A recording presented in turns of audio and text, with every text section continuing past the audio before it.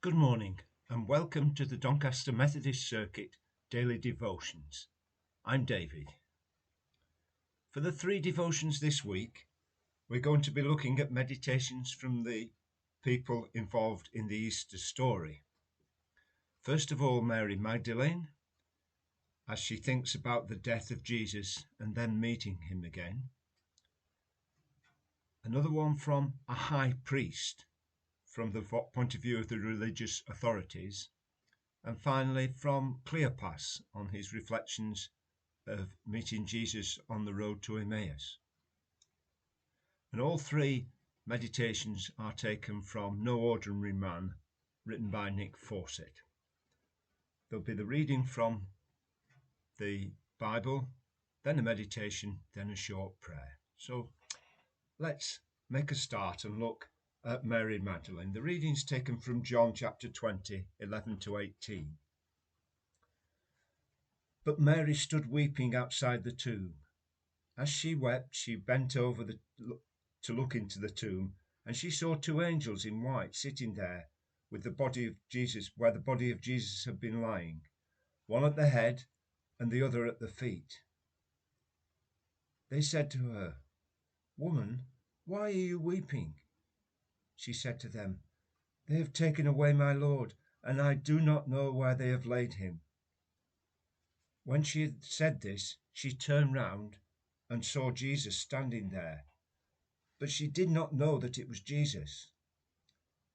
Jesus said to her, "Woman, why are you weeping? Who are you looking for?" Supposing him to be the gardener, she said to him, "Sir, if you have carried him away, tell me where you have laid him, and I will take him away." Jesus said to her, "Mary." She turned and said to him, "Rabboni," which means teacher. Jesus said to her, "Do not hold on to me, because I have not yet ascended to the Father. But go to my brothers and say to them, I am ascending to my Father and your Father, to my God and your God." Mary Magdalene went and announced to the disciples, "I have seen the Lord." And she told them that he had said these things to her. I was shattered at the time, inconsolable.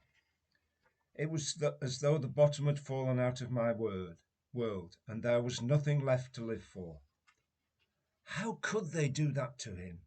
I asked myself.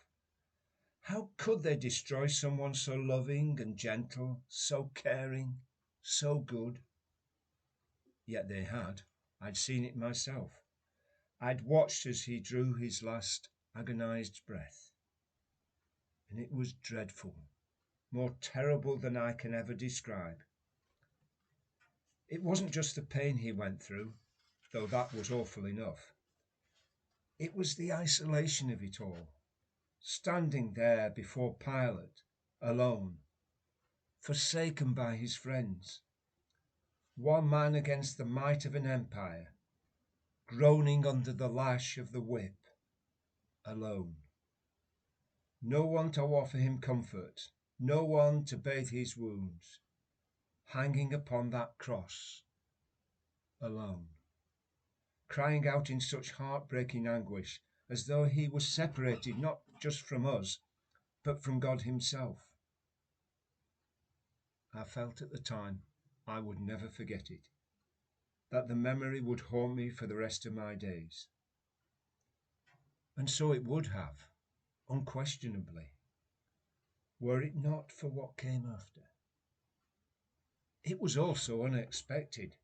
Suddenly, in the nightmare of my grief, a ray of sunshine, and then joy, immersing me in its light. One moment is despair, then the stone rolled away, the tomb empty, the mysterious stranger appearing from nowhere, and that familiar voice speaking my name. One moment tears, the next laughter, one moment death, the next life. And now my heart dances with delight. I can scarcely take it in, though. Sometimes I have to pinch myself to be sure it's not all a dream. But no, it's true. He died yet rose again. He was killed yet conquered death. He lived and lives again. I really thought that life was over, not just for him, but for me. But I was wrong, wasn't I? For it wasn't over. It was only just beginning. Let's pray. Gracious God, we thank you that you have always been with us, in the bad times as well as the good, the difficult as well as the easy, the sad as well as the happy. We thank you that though we have often been uncertain of the way ahead, you have given us guidance. Though we have felt discouraged, you have given us fresh inspiration. Though we have been in despair, you have given us hope. We thank you for the assurance that Easter brings of your steadfast love that never ceases, of your mercies new every morning, of your faithfulness. Give us that confidence in the day ahead, Lord, so that whatever problems we may face, whatever disappointments we may experience, whatever sorrows may befall us, we shall still find reason to look forward, reason to believe in the future, and reason to hope. Amen. Well, thank you for listening to that this morning. I'll be with you again on Wednesday morning for a further meditation. In the meantime, have a great day. Bye.